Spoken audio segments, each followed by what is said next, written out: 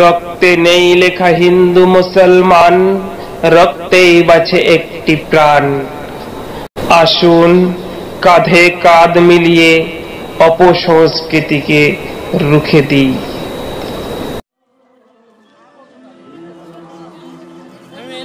বলছি আপনার নাম?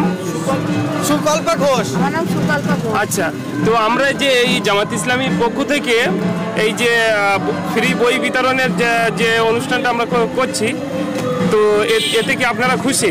হ্যাঁ, অবশ্যই। তো এরকম অনুষ্ঠান হলে কি আপনারা মানে প্রতিবারবার যে হোক, এটা কি আপনারা চাচ্ছেন? আচ্ছা,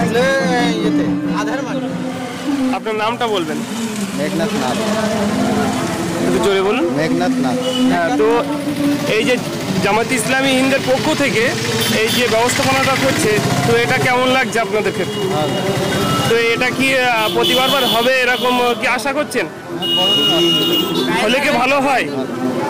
ঠিক আছে।